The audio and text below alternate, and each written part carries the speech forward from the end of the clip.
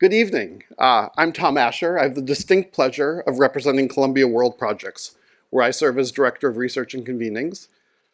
I've been looking forward to this particular event since the moment we first began thinking about the possibility of asking Tim Wu to speak in conversation with Julia Angwin. I'll say more about the principals who will feature in this conversation in a moment. I first have the obligation to speak about the mission of Columbia World Projects, as it's going to be new to at least some of you. So we are an entity at the university that bridges research and practice in order to connect ideas, overcome traditional divisions of expertise, and generate new solutions to long-standing problems. We fund faculty initiatives, host fellows and postdocs, and stand up working groups that can bring new thinking to the challenges that we must confront in the 21st century. These challenges, increasingly complex and resistant to easy solution, are best addressed when academic researchers from multiple disciplines engage with policymakers and practitioners who have the power to bring ideas into the world and to prompt meaningful positive change. We also partner with entities that can amplify our discoveries. For this event, we are very fortunate to partner with All Tech is Human. You'll hear from David Pulgar, CEO of All Tech is Human, at the end of the conversation, and he'll say a bit more about their remit in the world. At Columbia World Projects, over the last 4 years or so, we have been intensely focused on the challenges that digital platforms pose for democratic discourse and practice, as well as the ways that digital platforms have reshaped economic activity broadly, from impeding competition and user choice to shifting the trajectory of innovation and interrupting socially productive pathways for distributing wealth and opportunity. In this space, we brought together over 700 experts from academia, policy communities, and practitioner groups from across the last several years. And we also occasionally hold public events such as this one. In recent years, we've brought together Audrey Tong, the former digital minister from Taiwan, Eli Pariser, who founded a group called New Public and is the former CEO of MoveOn.org, and more recently in the fall, Columbia's own Lena Khan, alongside Cory Doctorow. This evening, we continue with another set of luminaries with deep expertise in the behavior of technology firms, as well as tools for constraining firms' excessive concentration of power. For most of you with us this evening, Tim Wu scarcely needs introduction. Professor Wu has served as a faculty member at Columbia Law School since 2006, where he serves as the Julia Silver Professor of Law. He also significantly shaped the Biden administration's competition and antitrust policies in his role as special assistant to the president for technology and competition policy. Additionally, Professor Wu has held multiple posts in public service beyond his role in the Biden White House. He was enforcement counsel in the New York Attorney General's office. He worked on competition policy for the NEC, the National Economic Council, during the Obama administration, and worked in antitrust enforcement at the FTC. He's author of many books. I'll name just two earlier ones that I particularly cherish, and that's the 2018's The Curse of Bigness, Antitrust in the New Gilded Age. I really do recommend you read it, and if you start, you have no excuse but to finish, because it's about this big, but it's packed with insight. He also wrote 2016's The Attention Merchants, the epic scramble to get inside our heads. His most recent book, which is what brings us together this evening, is The Age of Extraction, How Tech Platforms Conquered the Economy and Threaten Our Future Prosperity. It's extraordinary, and it's extraordinary for many reasons. This includes close examination of the ways in which regulation, including the use of antitrust law, helped direct American industrial policy to position the US as the global leader in software development, in platform design, and in building tools that allow us to make use of the internet. That is, it's not the lack of regulation that powered American creativity and economic success, but rather the thoughtful use of regulatory tools that created the internet that we know well. And the age of extraction also powerfully demonstrates what happens when we cease using our regulatory tools. Platforms crowd out competition, they wield concentrated power, and they build both economic and political dominance, and to an end that really makes us all poorer. Poorer politically, poorer economically. It's a vital book. I really can't recommend it highly enough. And then joining us also I'm really pleased to say, is Julia Angwin, who will be moderating today's conversation. Julia is an award-winning investigative journalist, a best-selling author, a New York Times contributing opinion writer. If you care about the subject of today's conversation, you've probably encountered her pieces already in the New York Times. She's also a graduate, I think, of Columbia's Business School. Julia Angwin is founder of Proof News, a nonprofit journalism studio that launched in 2024. And she's the founding director of the Independent Media and Audience Project at the Harvard Kennedy School's Shorenstein Center on Media, Politics, and Public Policy. In 2018, she founded The Markup, a nonprofit newsroom that investigates the impacts of technology on society. And she has a forthcoming book of her own with co-author Ami Fields-Meyer, who's a wonder in his own right, and it will be titled On Courage, How to Be a Dissident in the Age of Fear. And I hope, Julia, we can get you back to discuss that book when it comes out. I can't think of a better person to lead us through this conversation with Professor Wu this evening, so please join me in welcoming them both.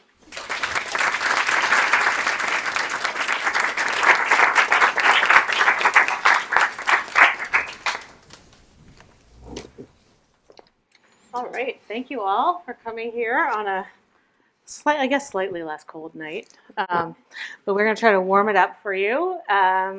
Tim is a savant on all things, and we're going to talk about this book, which is the third in a trilogy, actually. So he's done, the first one was Master Switch, then right. Attention Merchants, and now The Extraction Economy. And over his whole career, he's been building sort of a way to frame how we think about this industry we call big tech, that I'm increasingly think we should call big media, which we would discuss later. Sure. But I think I want to start just on a personal note, which is like I grew up in Palo Alto. I was basically born in the belly of the beast, and I started coding in 5th grade because like you had to, but I grew up in the early days, like of when we thought the internet was going to be amazing, and I was fully bought in, right? Like I was like, it's going to democratize everything. All the airfares are going to be cheaper, and I believed it all. And I think one of the things that is so great about this book is how Tim sort of captures the sadness that I think we all feel about that. And so I thought maybe we would just start there with like what we thought and where we are. Yeah.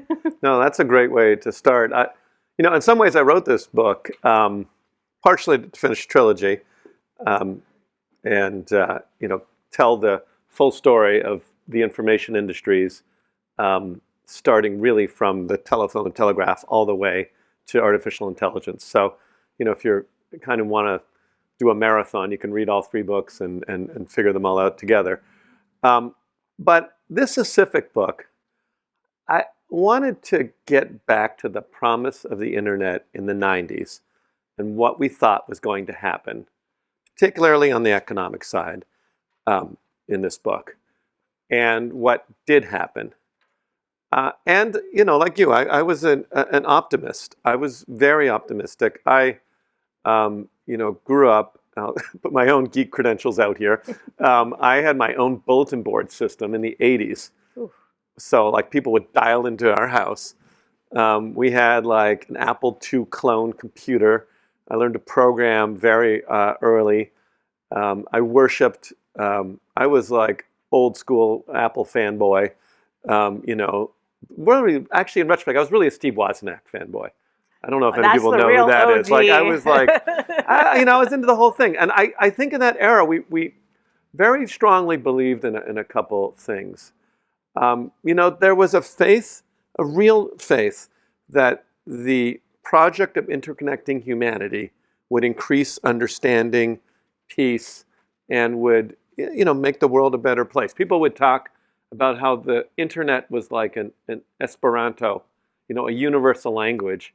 And if you've ever read, for one of my books, I got interested in Esperanto itself, the language. And like with the internet, the belief was once you remove barriers between people, that our souls, everything that's beautiful about them connect and come together. And Esperanto's founders believed all wars and all disagreement was caused by the problem of different languages. That was also kind of a failed project. Well, the internet's more technically successful than Esperanto. How many people actually know about the language Esperanto?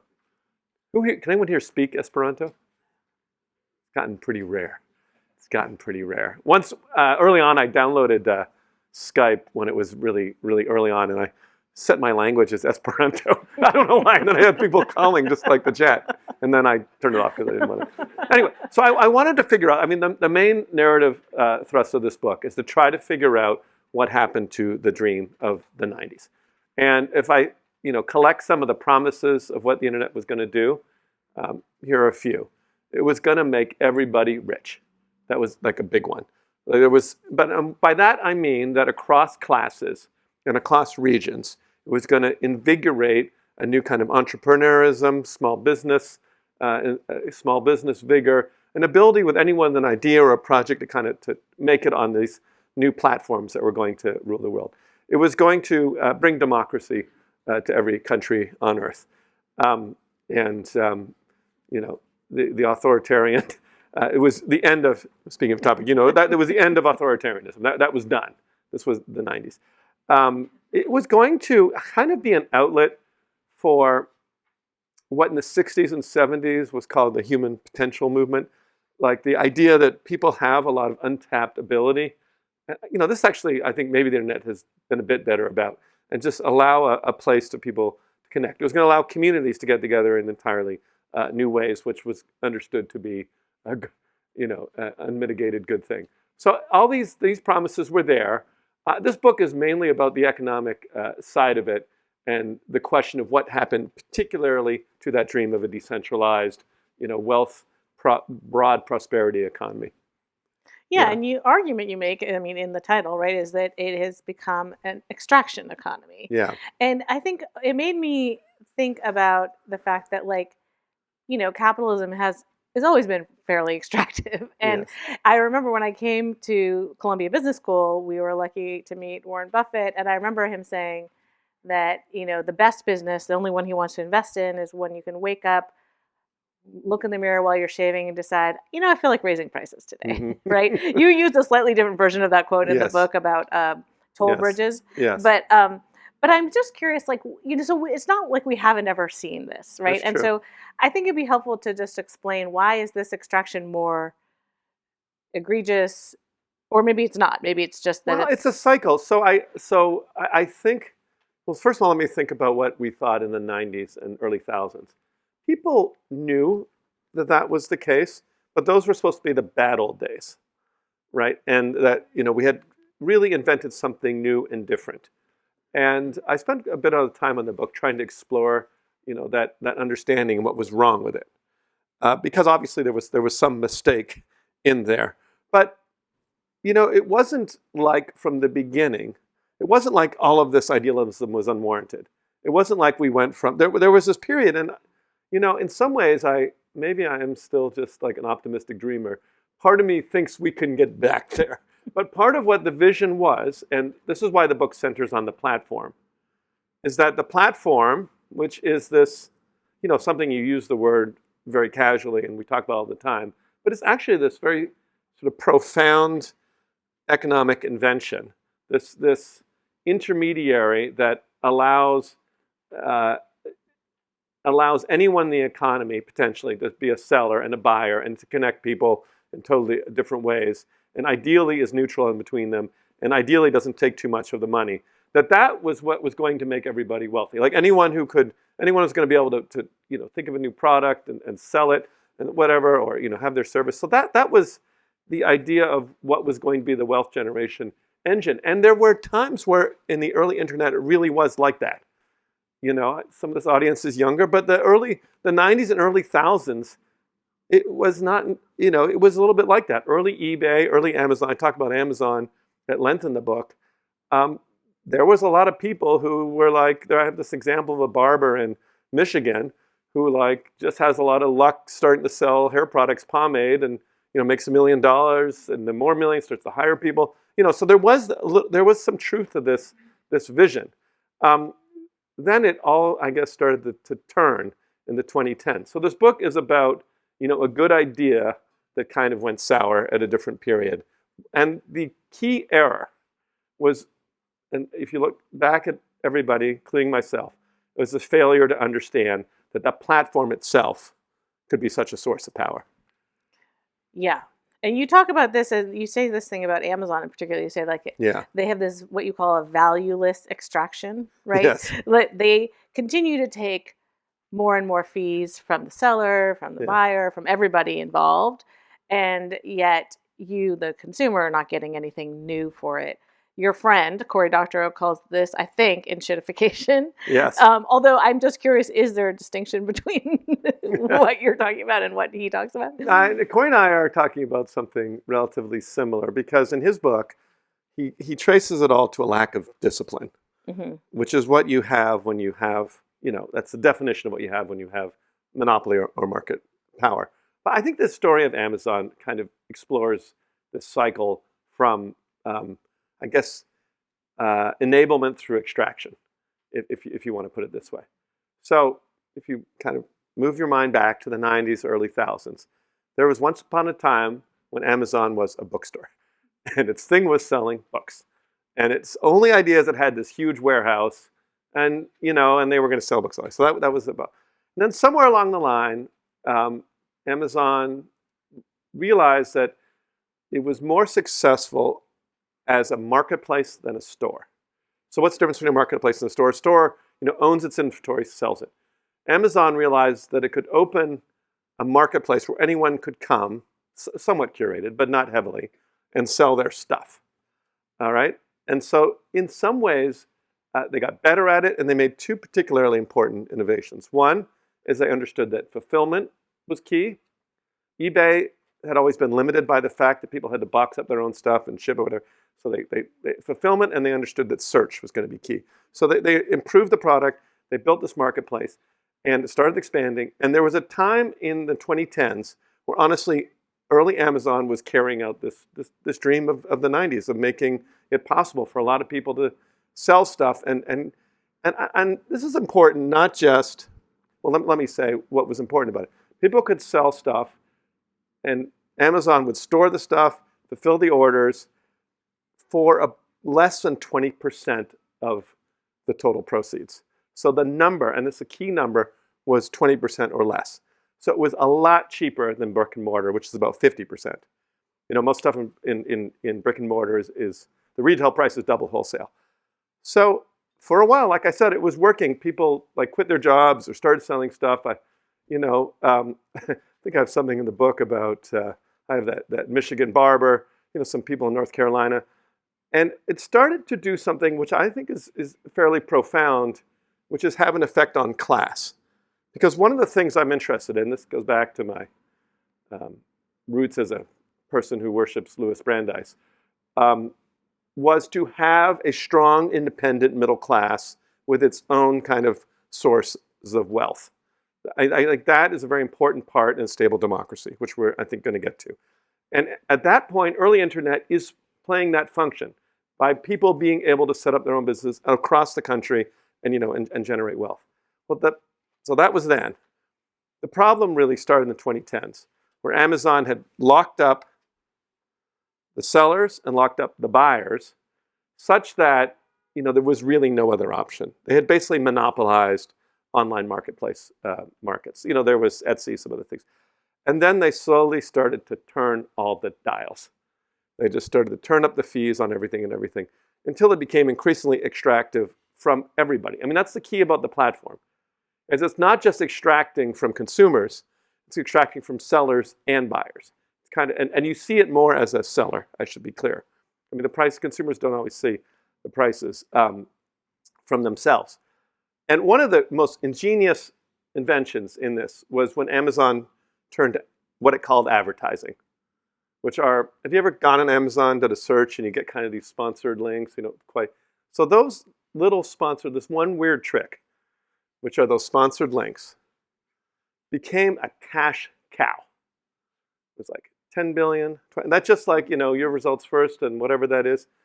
And the ingenious thing about it is it has the sellers bidding against each other, bidding against their own margins. So remember I said it was 20%?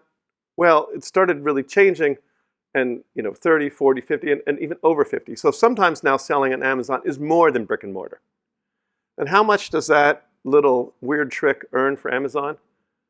Well, it was 20 billion, 30 billion. Last year it was $56 billion with almost no cost, which I think is the most lucrative product in the world. I mean, by a cost ratio, because there's almost no cost to this thing. I did some research for 2025. It looks like it's going to be over $70 billion. So that is an advertising product, I say in the book, is double the revenue of every single newspaper in the world.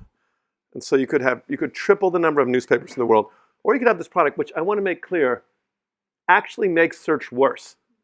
It makes it harder to find what you're looking for. So we collectively are spending $70 billion a year to make search worse. It is my definition of valueless extraction. That is really terrible, especially when you think about my profession, journalism, sinking into the ocean while this is happening. You have $70 billion funding sponsored links, or you could triple the number of newspapers in the world, more than triple, quadruple the number of newspapers in the world fully. Even, I mean, you could do much more than that. I do like to say, by the way, I take a little bit of credit for the fact that those sponsored things are labeled.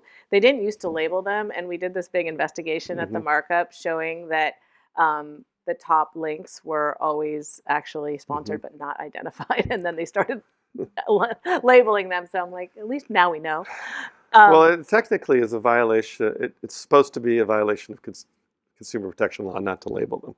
I know laws. What are those, man? Yeah. What are you talking about? We don't do, supposed to be. Speaking of that, let's move on to democracy a little bit, because you make a really interesting argument in this book about how you call it the road to serfdom. Basically, you say that the real road to serfdom. It's the real road to serfdom, because there's an actual big idea by Hayek, the road to serfdom, which you're riffing off of, right? Yes, that's right. And I guess I want you to describe it, but I'm just going to sort of say that it seems important at this moment that you're making an argument that this concentration of power and extraction in all these unregulated monopolies, you argue, actually leads to authoritarianism. Yes. So walk us through that, because I feel like we might be in the middle of it. Yes. It's not near the end. So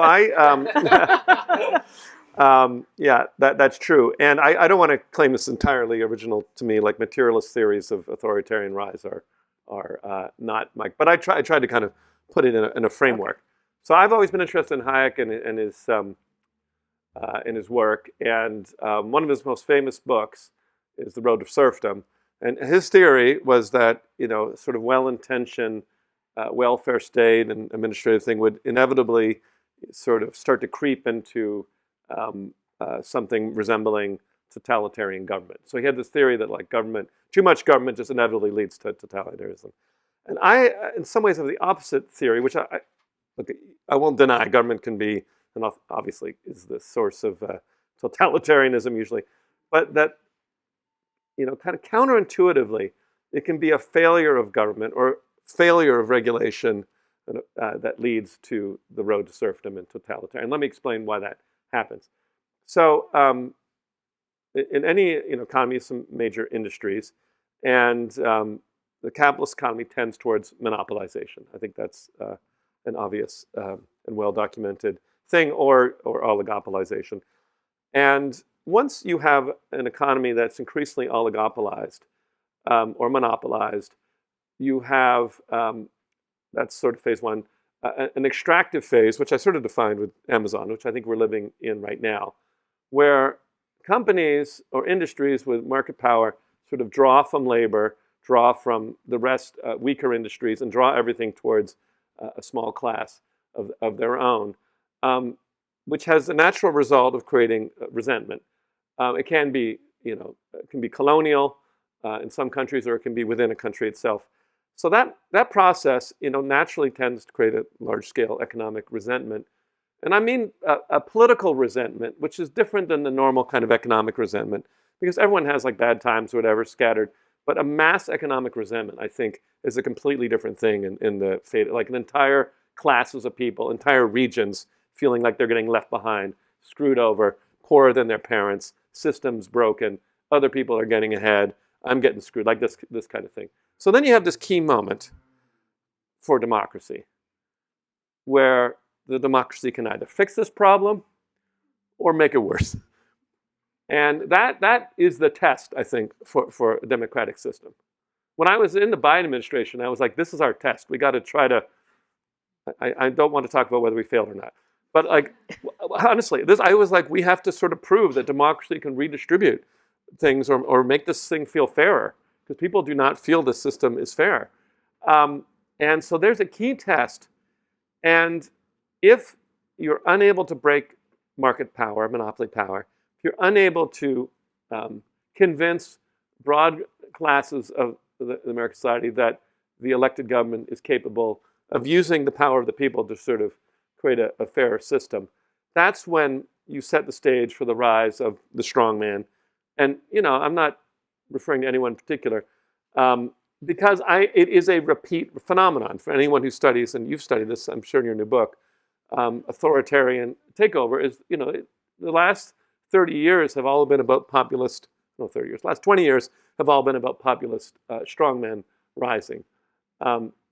You know, in some ways, Venezuela was the model in the 90s, when you have, you know, when you have a rise of authoritarian government based on this enormous dissatisfaction about it. But, you know, all around, whether it's Orban in Hungary, whether it's you name the country, economic dissatisfaction, failure of a sort of weak democracy to fix it, that leads to the prospects.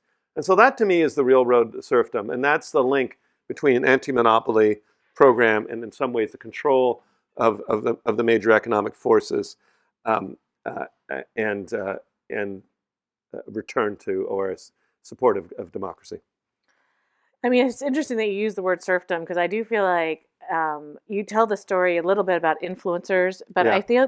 I feel this way as a journalist too, that Yeah. like essentially a lot of this type of work is like, we call it the gig economy, but it's really, it feels like serfdom. Like you work for the platform, you make pennies. Yes. And I think it raises the question I have for you about, you talk about this as extraction, and how we're really talking about, you're talking a lot about commerce. Yes. But these platforms also are speech, right?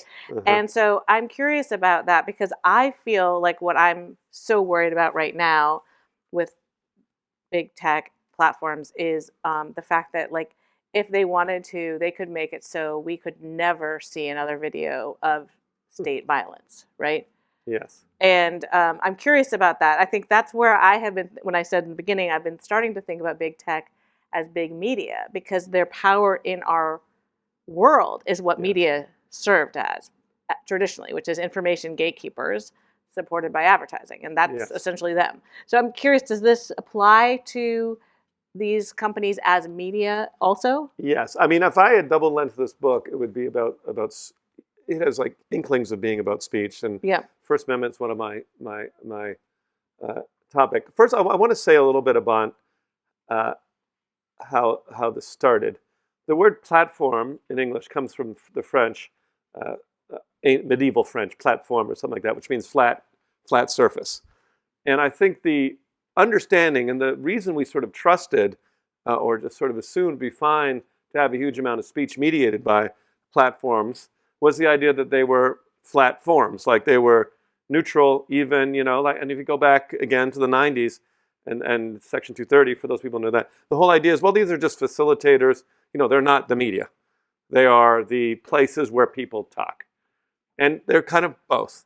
I mean, one, I keep saying here are reasons I wrote this book. There are a lot, obviously. But one of the reasons, and one of the things if you take the time to read the book, I am interested in the role that platforms play in any civilization, which is to say, any successful, prosperous, cultured, interesting civilization has always had some kind of platform at the center of it. You know, went by different words. The agora in ancient Greece, the city, the market city in ancient China. I went to Rome in the fall with my children, and when you go to the Roman Forum, there it all is. They have their marketplaces right in the center of ancient Rome, near the Colosseum and everything. The marketplaces, the courts, the speech, so all kind of mixed together. Agora is a good example because you have speech, commerce, democratic debate, religious rituals, all mixed together. And so every civilization had these places where things happen. And it is my sort of proposition that the nature of those forums does much to determine what kind of civilization we have. And I think we thought, assumed back when the internet was starting, that this is why it was going to be so great, is we were going to have like the equivalent of ancient Greek, fair, democratic kind of forums. But there's a big difference between some of those ancient platforms or forums and where we are today. For one thing, they were always owned by the city. They were public places. City squares are public. Streets are public. These are private. Second, you don't hear about, let's say, Fifth Avenue, which is an important platform, or Union Square, let's say. You don't hear about them, trying to pay a huge salary to anyone or take over the world, or they had different ambitions, and they were naturally by their geography. So what we have is something, it's kind of hard to imagine, but imagine like, I'm making this up, like somehow Union Square and Times Square, they all came to life and started saying, the future's all about us, and everything that depends on us. I mean, actually not that much, whatever. I mean, we've somewhere in the book I say that today's platforms have kind of a main character syndrome, which is to say they're supposed to catalyze the activity of others. They're supposed to be the places where things happen, where they bring things together. But they've said, no, this is all about us. Like the early Google said, this is what I'm going to do. You can come to me and I'll take you where you need to go. That was what they said in their letter. We don't want to keep you with us. We're going to send you, we're going to facilitate, we're going to make everybody find the people they need to find. And, at some point they turn around and like, no, it is all about us. And by the way, if you mess with us at all, we're not going to invent AI and you're going to be run by Chinese communists. You know what I mean? Like they also somewhere took over innovation. The original idea, it's like, okay, have these platforms like the web, and then let's see what people do with it. And then somewhere it became like, we're going to see what we're going to do with it, and don't mess with us because we have all the smartest people. And they hired all the smartest people and got them inside. So we totally inverted the original structure. 180 degree change from the original structure. We're supposed to be about everyone, and it came about 5 or 6 companies who are going to do everything. So I don't know if I answered your question at all, but but that is where we have fundamentally gone backwards. Well, that leads to one of your solutions. Now that we should move into some solutions, which you talk about non-discrimination, right? Yes. A very simple example of this is like, should Amazon be allowed to be a seller and the marketplace, right? Yes. Maybe if you're the marketplace, you can't do any of the other activities, right? Like if you're Google, you should just move people around to the internet and not also try to stick them into all your products. Yeah. I think that it's harder to see how that works with some of the more subtle things, like where an algorithm is directing your feed, right? Is that also something we would want to be non-discriminatory? I have to say, I'm just a little bit obsessed with the TikTok takeover and like whether all my videos are going to disappear from my feed. So that's why I'm asking about this. I think, as I think I've suggested, that neutral platforms are really, really important. And I'll say a little bit on that before I answer the harder question. So one of the things that happened over the history of the platform, if you go back to ancient Greece, these were amazing facilitative spaces. They made things possible. But somewhere in the 19th, 20th century, started inventing what I call enabling platforms, which are, another word is infrastructure, which are places of quasi-public, I know it sounds kind of complicated, infrastructure that make the users capable of doing other things. And so, okay, that sounds complicated, but like the electric network is what I'm talking about. So think about the electric network, and in some ways, what an unspoken marvel. I mean, obviously, it is responsible for all this kind of thing, but think about it a little more structurally.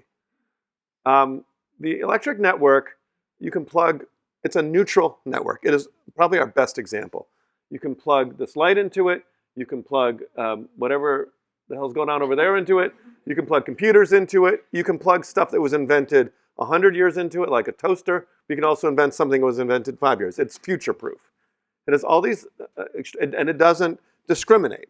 Like, it's not like, oh, I got Con Ed, so I can't use like General Electric because Con Ed only runs Panasonic or something. They don't have this kind of stuff. It's just like you plug stuff in. They have neutral interfaces. They aren't allowed to charge whatever they want. I mean, if the electric company could charge whatever it wanted, what would they do? You think about it, they'd be like, how much do people want electric? I bet they really want it. They could probably charge us $10,000, whatever they want. I mean, it's almost like having a cure for, I mean, I'd pay almost anything for electricity, but we're completely dependent upon it.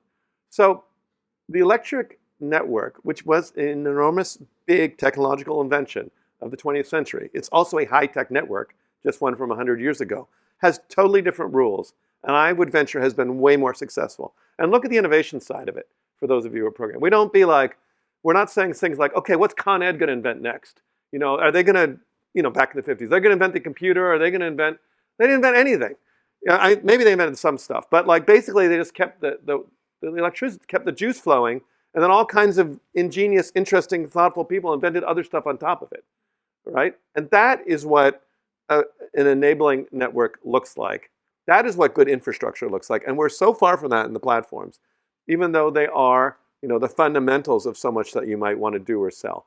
And, as I said, and they've also taken over the idea of the future for themselves and said, we're it, which is a very, risky bet in my mind to say, let's figure out what these 5 companies think, as opposed to, I mean, I don't know, when the guys who invented the electric network, if you asked them what the future was, they probably would have had some weird idea about moving sidewalks or something that was stupid or, that seemed cool but then didn't work.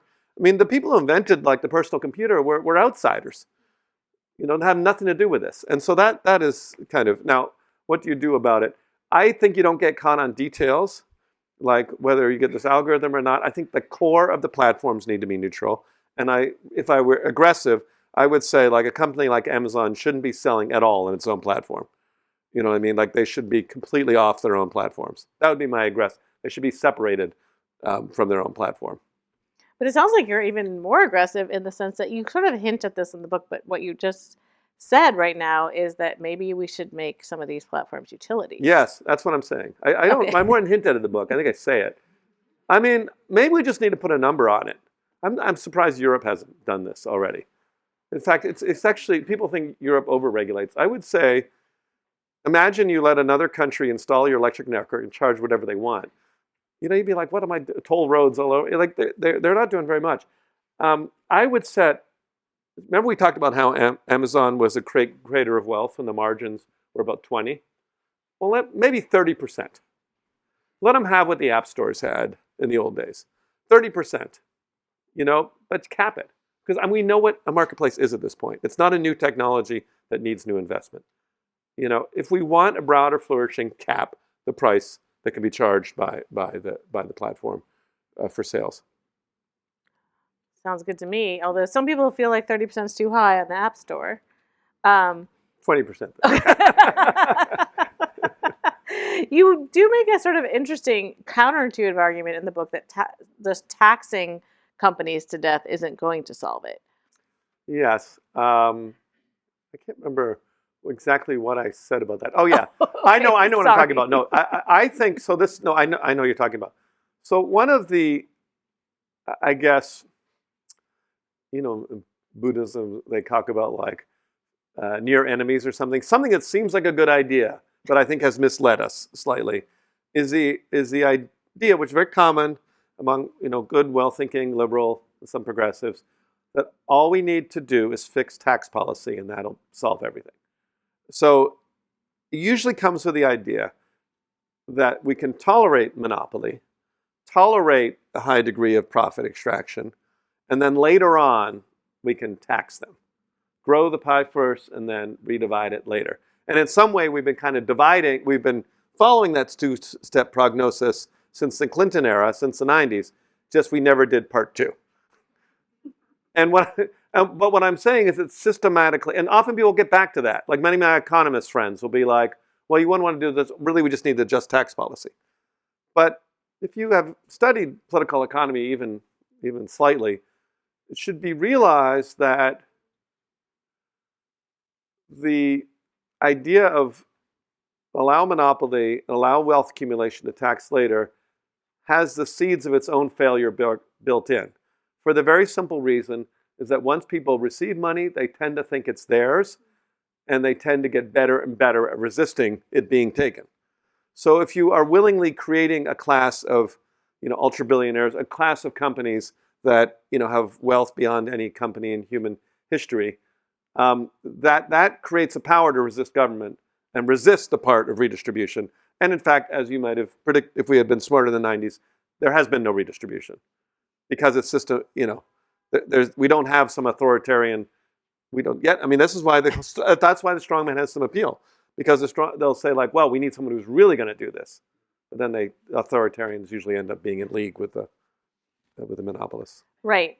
And that is sort of my question. All this sounds really good, but like Congress seems to be AWOL. I think more than AWOL. AWOL is like generous. Okay, yeah, you go for it. How do you want to describe them? I think well, that is among the great problems. The only thing that gives me some optimism. I mean, I painted a pretty dark picture, and I think if you get too great a belief in political economy, you start to become a nihilist. Where you think like the darker solution is only ever going to happen, and like let's just give up. Or maybe that leads you again towards saying, well, we just need a strong man who's a good one, who's going to really be on our side or something like that. I don't know who that would be for but whatever.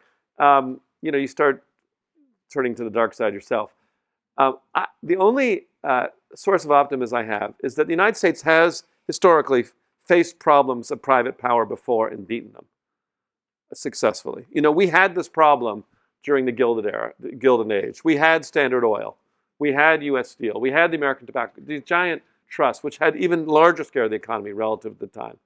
But then we also had movements that were legitimate anti-monopoly movements, the progressive movement, the second part of the New Deal movement, that were determined to break private power and determined to create a different and return to a more decentralized economic structure. So the people, when they are channeled, I mean, FDR being a figure in this, and like not everything that he did was perfect. I see a prominent historian is in the audience on the New Deal. But we have done it before, and if the people can get if we can get sort of political parties get their act together and have a true anti-monopoly party, whichever party is going to take that role, I think we can break this problem. Well, that is a wonderful, optimistic ending. I think I'll move to questions now, because what could top that? I think Anna's going to go around with the microphone. Can you mention the book? Yes. Okay. Your book. Yes. No, that it's available. Oh, yes. Here we've got one of. Oh, yes. Sign Sorry. it, Yeah. please. Yes. Thank you.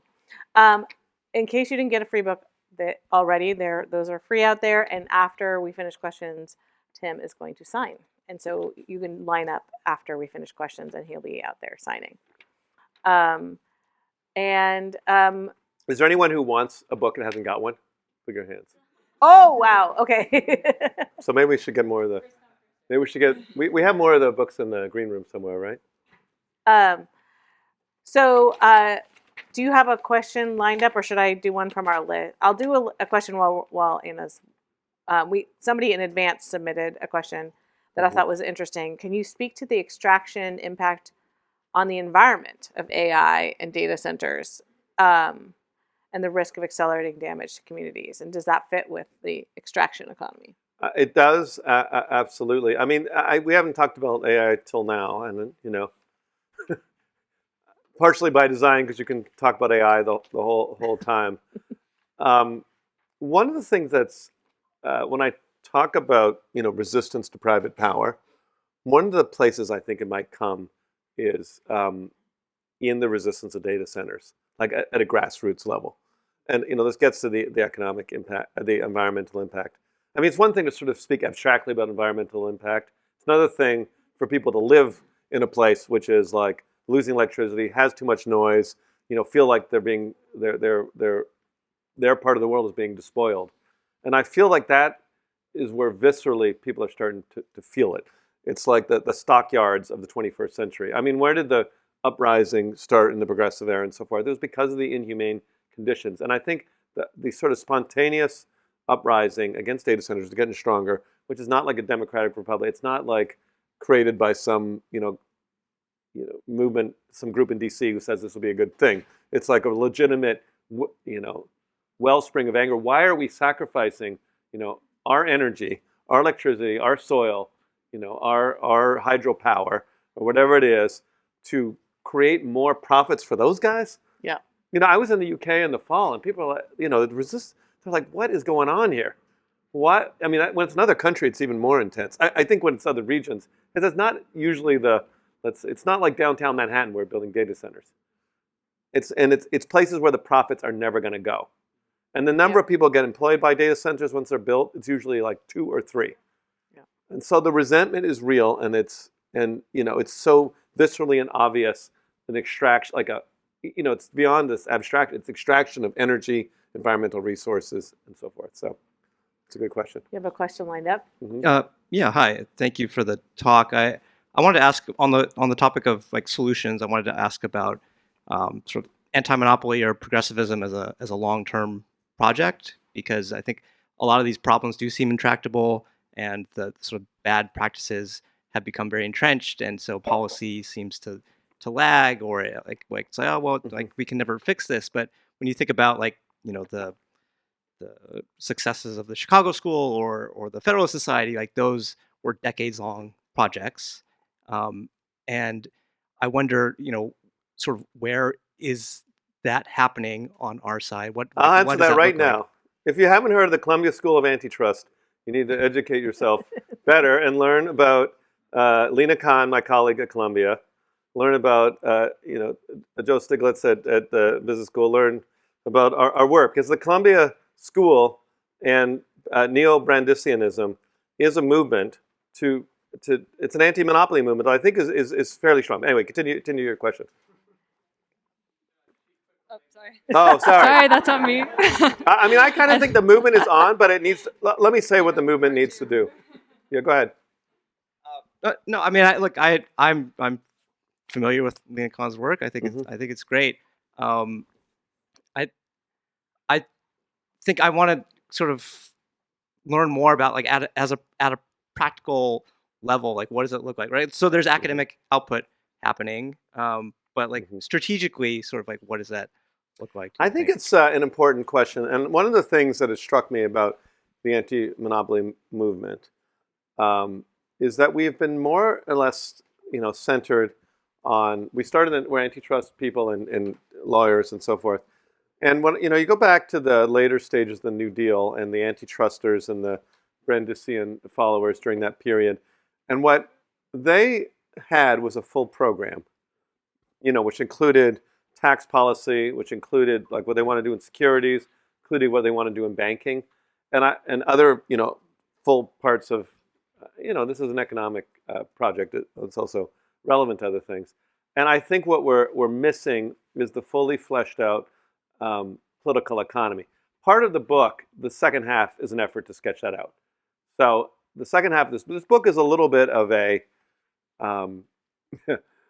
like what would it say, bait and switch, in the sense that the first half of the book is all about the tech platforms. The second half of the book is all about a political program.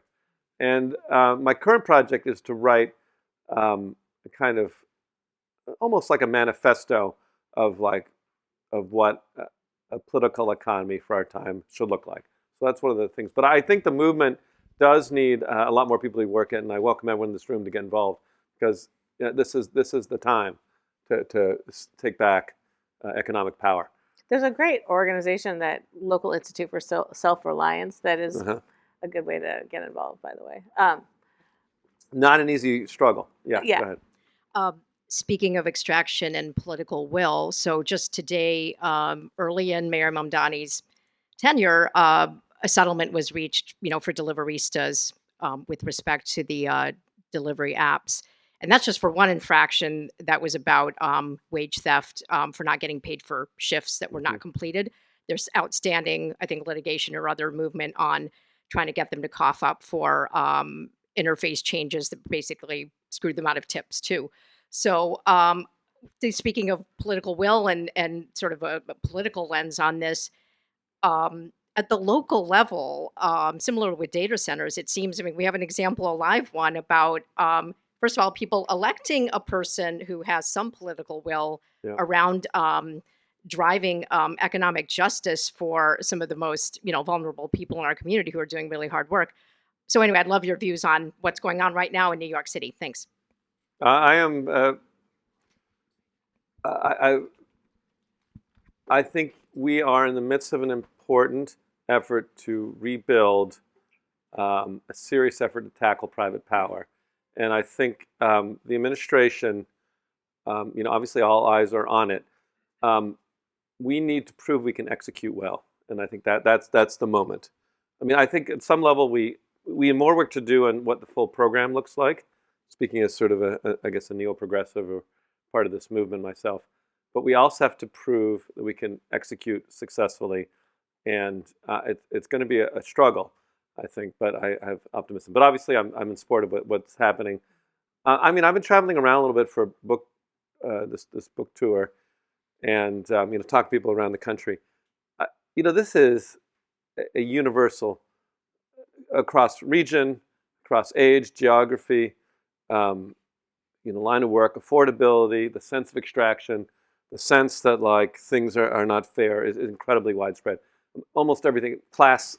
Some I also run some very wealthy people, and they're a little less disturbed. But I think they're worried. I mean, the more conscious of the very wealthy people I know are worried about unrest and like thinking this like country is going to turn upside down, which is a natural byproduct of wealth inequality, of extreme wealth inequality. So the setting is there. I just think the challenge is not to have it be harvested by the strongman, the fascist, because it can be harvested, and history suggests it can be harvested in positive directions and become a political movement that fights political power, or it can be a terrifying force that is harnessed and used for other things. Because invariably you blame, the fascist method is to blame somebody for all your economic ills.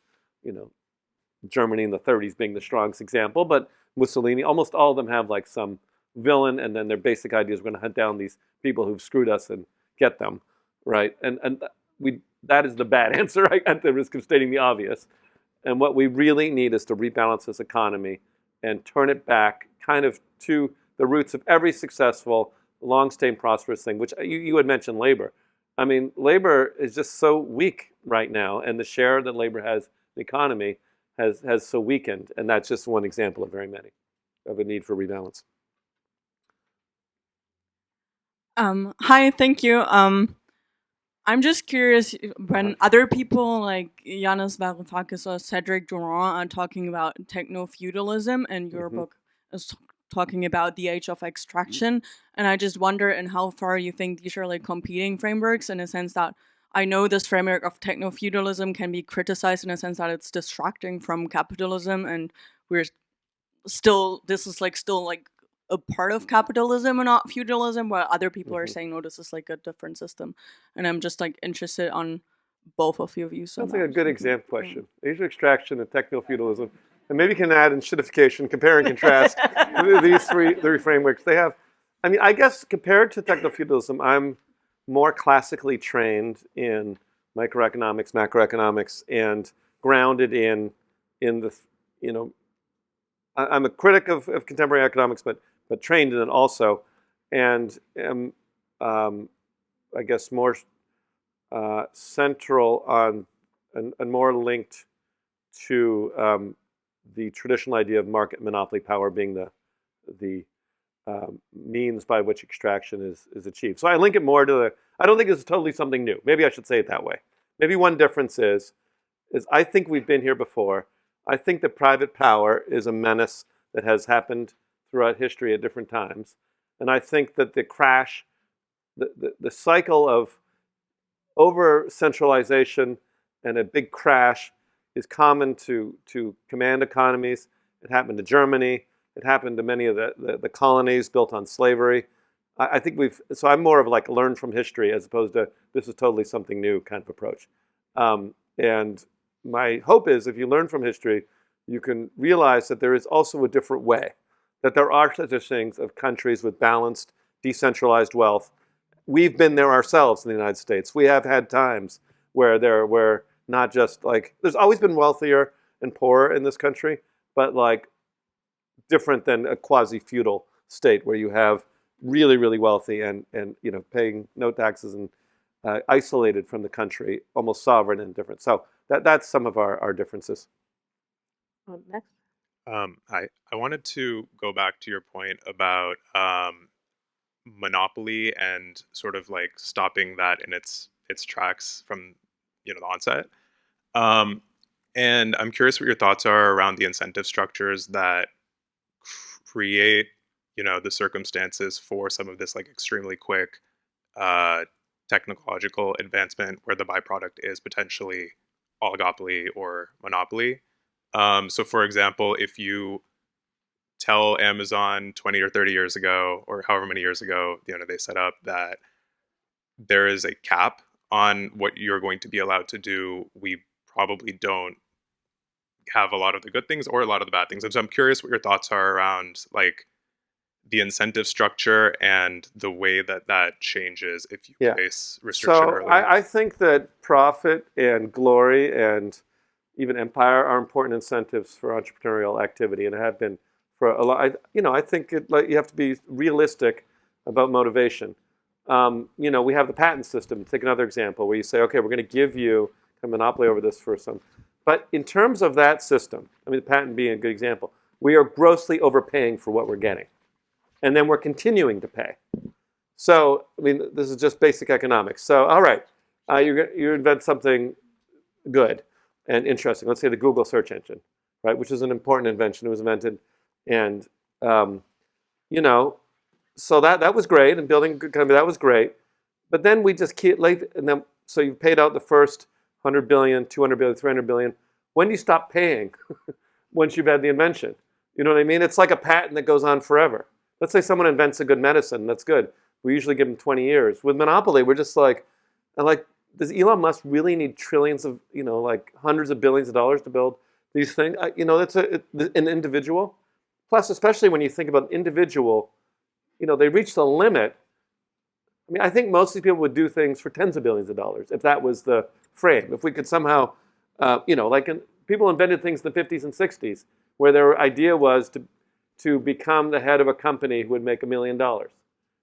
And instead we moved to a system of compensation, which is through stock appreciation and no taxes. And so we're just grossly overpaying for the incentives we're creating. I am a big believer in dynamic systems. I think you want an entrepreneurial economy with a cycle. I just think we're overpaying for what we got. And then also I'll say that, maybe I'll just leave it there because I want more questions. Over here. Hey, Catherine Townsend. I work on transparency and in tech.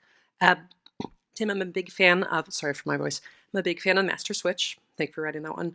And I wanted to ask if you can reflect a bit on kind of the lessons that you shared in there, like the boom-bust cycle of consolidation and distribution of communications technologies, where you're seeing it now. And one thing I'm curious about is a few years ago, you wrote the Declaration for the Future of the Internet. I did. That basically said that democracy should take over the online space, which was like perhaps an over. Okay, go ahead. Technically, the United States wrote that. Okay, but you were right that I had some role in guiding that. Yeah. Uh-huh. Big controversial, fairly antithetical to sort of the founders of the web and this idea that it should be open to everyone. And so now we're kind of in a situation where those who would be democracies, if you had the current administration own platforms and own the web, we would be in an even worse state than we are now. So it seems like you're coming around to this like labor movement, people powered as a way of sort of reclaiming these open platforms, these open spaces for dialogue. So like, is that where you're landing now? Is that what we need? Like, what is the governance framework and structure? Thanks. There's a lot in that question. I'll take the parts. So the Master Switch was actually my second book, and it suggested this was was a history of the information industries from basically 19th century through the early 2000s. And, it suggested some of what I was just talking about in response to this incentive question. It suggested that industrial succession is very important. And that there's a cycle within tech industries of invention, monopolization, and then a kind of golden age of monopoly, and then ideally a new challenge. And that the key government challenge is to keep that cycle turning and prevent the monopoly from insulating themselves from their own replacement. I mean, you have comparisons. I've written a paper recently about 4 different tech industries and the differences in their industrial succession. And they are the automotive, telecom, computing, and aerospace. These are all tech industries. The main difference between them is in aerospace and this is the United States. In aerospace, just as an example, Boeing was the dominant company in the 30s. Boeing is still the dominant company. There's never been any succession. And there's been like this kind of incremental innovation. Anyway, so the master switch is about that. What do I think?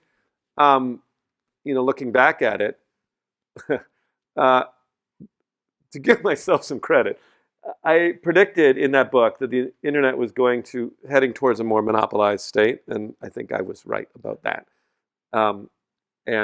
At the time, I think it wasn't. People thought that the internet was just like inherently immune to monopoly. So I think I was right about that, and I think that book pushed me in government to want to try to, accelerate our anti-monopoly efforts against the main tech platforms to try to shake things up and maybe allow AI to become a challenger to it. I don't know. Maybe this has gone way too far from our current book. But there's too much in this question. The future of the internet is too big a topic to introduce at this. We could talk about later, maybe. Okay, we have one in the back. Thanks. Great talk. Somewhere in between kind of kumbaya or the gospel of bigness and grab your torches and pitchforks, we're going to Silicon Valley, is maybe a line of communication with the average person that resonates and gets them to prioritize the extraction economy and solving the kinds of problems that you talked about today. Yeah. My background is running state and local political campaigns. And so I'm curious, not just how you get the average person to care, because I think the average person cares a little bit, at least, maybe more in the abstract, but how to get that to be an issue that the average person is actually prioritizing. Yeah, that's basically it. No, Thanks. that's good. So, I think it's important, not in all forms of communication, not to confuse what you're doing. We're at Columbia. This is sort of a quasi-academic conversation, not a political rally. You know what I mean? So, I think it's important to figure out what you think the problems are in sort of not necessarily in a way that has a kind of deep integrity. Because part of what's going on here is an underlying ideological battle about how we run the economy, and what we've been doing before and what we're doing now, and we have to figure that out in slightly more. But when it comes to translation to electoral politics, you need an entirely different vocabulary, and I don't know if I'm going to give you the right slogan. I think that I'm drawing on my brief experience in politics, so that and also in the White House. I think that the successful, I feel like I'm telling you stuff you already know, but I think the anger is there. I think the resentment is there, and then the question is finding the channels that grab it. You know what I mean? And finding the things that resonate and really seem to channel that feeling. And I can't say, oh, here's the message, because I think that never works. Some people would say, well, affordability. Well, somehow about the way Mandami talked about affordability, having the right candidate who talks about it credibly, gets people riled up. It doesn't necessarily. You can't necessarily just grab that and export it to another different candidate because it might not work for them. They have to talk in a different way. But that's what and ultimately, I'm probably not the best person to ask, because you have to know your own limits. I have run for office before, but I'm not really a political consultant. I'm an ivory tower academic who is impractical. Over here, we have a question. Um, Thank you so much for your talk. Also, your book is excellent, by the way. Thank So you. That was a quick read. oh no, I finished it last week. Okay, good.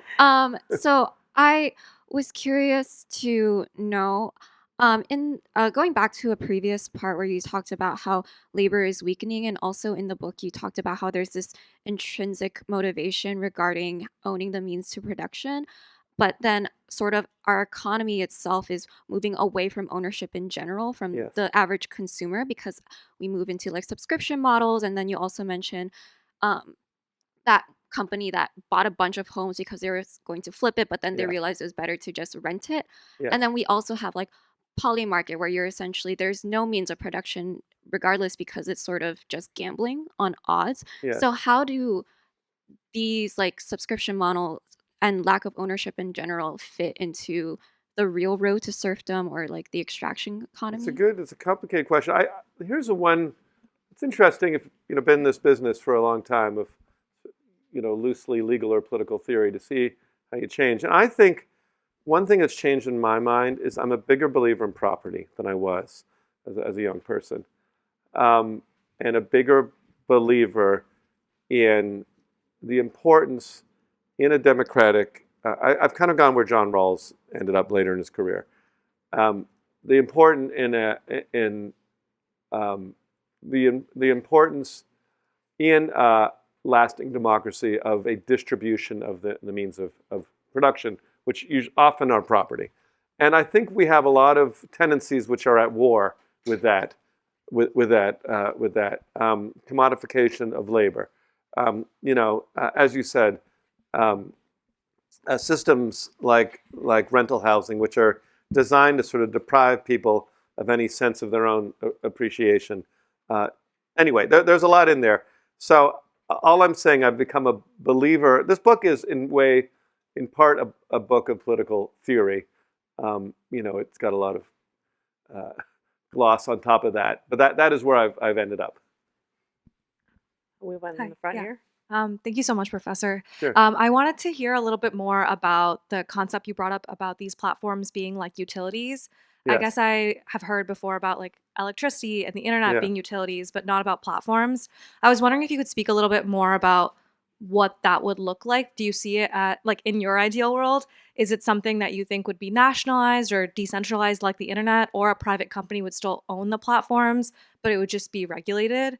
And the reason I ask this is because I feel like the arguments that were made in the past for things like the electric monopoly is that they were capital intensive or there was a lot of infrastructure. How do we adjust our mental models to now something that's so digital and abstract? Well, one thing I'll say, people in the 30s made the same damn arguments. They're like, there's this new thing, electricity, it's totally new, no one understands it. Can you actually, why would you possibly, the arguments are, there's always something new, and there's always like, nobody understands this, we can't do anything about it. It's too technologically sophisticated. So just like put that, this is maybe where I'm, again, different than some of the other thinkers. I think there is new things, but a lot which is fundamentally the same. So why am I attracted to the utilities model, and where do I think it can be? Well, one thing I'll suggest that I think is really important in terms of the extraction model is you need to think of the essential platforms and anything essential in our economy, if it is capable of monopoly pricing, as basically imposing a tax on the economy, a private tax. If you think, even let's talk about credit card networks, for example. So credit cards, for example, take a pretty big cut of every single transaction that's going on, right? So it's just like a tax. There's no difference between that and a tax. The difference is actually, as a tax goes to pay for healthcare and for bridges, well, the credit card profit go to pay for a different kind of infrastructure, private people's big houses and little islands or whatever. So we need to understand, first of all, there's this impact on the entire economy of allowing monopoly power over what are essential or utility-like functions. We've almost lost the entire jurisprudence and law of common carriage of public callings, which had the job of trying to identify what are the parts of the economy which have these features of being essential, of being an input into many other activities and have the ability to be metered. And this could be, there's different forms of utility regulation. Some of it is just neutrality. Some of it is you got to stay out of this line of business, like Amazon not selling on its own platform, for example. And then sometimes it's about setting a price when you can do it. You can't always do that, but if you can do it. So it's not something I can answer like in one sentence. Here's all the different models for all the different essentials. But I think we need to realize, or ask, what is the electricity of our time? What are the essential functions of our time? And what are we letting them do? And how much are we letting them extract? One more over here. Yes, I wanted to return to your comments on data centers and as they tie into utilities, but also what draws data centers to small towns. And I think one of those elements is there's two factors. One is small towns are desperate for money. They need employment and they're looking at the short term rather than the long term. And people in those towns get distracted easily and they see, okay, we're going to earn money we're going to build this place. That will be income. The other element is these small towns are giving discounts to those data centers for utilities. Right. That is increasing the amount of money that those towns are spending on water. And in the long term, it is costing much more to those townspeople than they ever got. Yeah. And so I just wanted to hear your comments on that and how can we counteract that? It's a good comment. And you're talking about towns. You can also see this play off at the whole country level, where countries, I was, as I said, in the UK, and I was shocked at the sort of desperate nature the UK had to sort of give away large parts of its land and electricity at a discount for data centers because of the idea of being involved in the AI revolution. And I was like, don't you realize it's a little bit like being invited to the party, only to realize you're there to serve the drinks. You're not actually part of the AI revolution when you have a data center with two guys in it. You're the labor. So I don't add to that comment. I think it's a common and tragic situation of kind of the regionalization of one of the things that we overlook is the regionalization. This is one of the things that the Biden administration really had trouble doing something about. Is we communicating what we were doing about is we spent so much time trying to move investment and reinvigorate, the non-wealthy, basically the red states. Let's just put it that way. And Joe Biden, who was meant for a different kind of age and for like a different era of more trust. No, I mean it. Like he was designed for a different era of politics. Believed in good faith. Like if we build a bunch of stuff in Arizona, we invigorate, the industries of Indiana, invest in solar power, that everyone will be like, this is great, we're all Americans, and we'll, support the Democratic Party, which has done everything for us. But we couldn't even get, this is more your area than mine. The fact that we were doing stuff for these red states was impossible to communicate. I don't know if people, even were able to realize this was going on. And, a lot of the actually reinvigoration of red state America started with enormous amounts of federal support from a Democratic administration. So I'm getting a little bit into politics now, but we're in a different era. Do we have one more, or we're? I think we've just about hit Well, time. let me end. I'll say that this has been a good conversation. As I said, if you want to be a part of a movement in your time, speaking especially to the young people, this is it. This is like the New Deal or the progressive era. This is it. This is the time to take seriously the challenge of private power. We have succeeded before. We can succeed again. And I hope I, in some way, have motivated you to do something about it. Thank you so much, Tim and Julia. I also want to just invite our event co-sponsor, David Polgar, who's the founder of All Tech is Human, up for some brief concluding remarks. All right, let's continue the applause.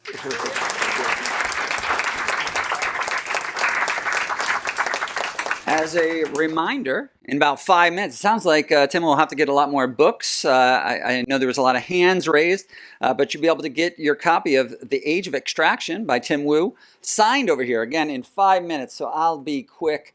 I know I see a lot of familiar, friendly faces. My name is David Ryan Polgar. I also have my colleague Emma in the audience, Columbia Connection. Columbia is great to collaborate also with Anna and Thomas of Columbia World Projects. So you might say, why am I up here? Why are we part of this? I run an organization, founder and president of the nonprofit based here in New York with a global audience called All Tech is Human. It's an unusual name. The name is really all about human agency. How do we, as we heard this conversation with Julia and Tim today, how do we collectively understand values, tensions, trade-offs, and best practices to get back to the place we're supposed to be? Everything that Tim Wu was saying actually gave me a lot of flashbacks. I also have memories of actually being optimistic. And actually, let's do a pulse check here. Raise your hand if you're feeling pessimistic after today's conversation. Raise your hand. No, there's a lot of pessimism. Come on. You guys are lying. Everybody's pessimistic. I read the web. I know what's going on. Everybody's feeling a little off, right? Raise your hand if you're feeling optimistic about the future, right? Oh, yeah. Well, but the larger point, though, if we, Tim, you talked about the 90s, right? And like the rise of the web. A famous phrase from the 90s, if anybody remembers the late, great Ron Popeil of infomercial fame. He had a very famous phrase for his rotisserie chicken that he sold millions of called set it and forget it. I think we realized that you can have a utopian vision, but it can quickly go sideways, one by people, by incentive structures, but also the larger idea, which I think we're all taking seriously now with the rise of AI platforms, is that you can't just set it and forget it, right? It really behooves us to collectively come together to understand each other and actually create the systems that we want. So everything that we heard today, perfectly lined up with everything we're trying to do at All Tech is Human. If you're not part of our organization, we do a mixture of community building here in New York, London, DC, San Francisco, and also independent groups that are meeting in our Slack where we've got 14,000 members. We also have education resources. And lastly, the career side. I know a lot of people from the conversations I have are focused on that aspect, and that is really trying to change the DNA of the people who design, develop, and deploy these technologies. We need to have every different background. This is where you need the ethicists, you need the attorneys, you need the advocates, right? You need everybody involved. Technology is not just left for technologists. It's affecting how we live, love, learn, even die. It affects the human condition. And as we know, especially with Julia's upcoming book this summer, it affects the future of democracy. You know that thing, 250 years, right? We're crossing our fingers here. But the point is, as I try to put in the name of my organization, All Tech is Human, technology has been ruined by people, not necessarily tech per se, but people and their own structures and what they want to do with it. Likewise, that also reiterates the power of agency in determining, as you talked about, I wrote a bunch of notes here, rebalancing the economy. Really, I think all of Tim Wu's work is, at least to me, focused on the distribution of power and frankly, how we've seen how it can go sideways so many times in life. But I'll leave you here with just some final thoughts. I want to thank all of you for coming out on this cold day. Very cold, but I think we were about to hit the streak for the coldest streak, but it went 33 degrees yesterday, so we're not going to break the record, but it's very, very cold out. But one thing that does make me optimistic from that beginning question is that we have gatherings like this. As was talked about in this conversation, we need to come together in person sometimes to understand what we're all doing, to actually realize there's so many important movements happening here in New York, oftentimes at universities, but also globally. If we go back to the 90s and the idea of the interconnectedness, the very idea of connecting one another is a good idea, right? It's gone sideways, but that doesn't mean we can't go back to at least some semblance of that power of connection and understanding that borders really are something that really eventually should be meaningless. So I again want to thank Anna, Thomas, Columbia World Projects, everybody here today, and obviously Tim Wu, Julia Angwin. Stay in touch with All Tech is Human. If you have any ideas, talk to Emma, talk to myself. We've got lots of other people associated with All Tech is Human here in the audience. Go get your book, The Age of Extraction, right? I'm like a salesman over here. I think it's the Ron Popeil line. It's really... Selling a free product. It's a free... Well, there we go. We're giving it out. It's my Oprah side that's coming out. So the last point is we want to continue these types of conversations, especially on author talks, Julia's book coming out this summer. Be on the lookout for that. If you have your ideas, share it with me, share it with Emma. Let's come together. Let's do this. It happens collectively. Again, thank you, Tim Wu. Thank you, Julia Angwin. Thank you, Columbia World Projects. Give it up. Thank you.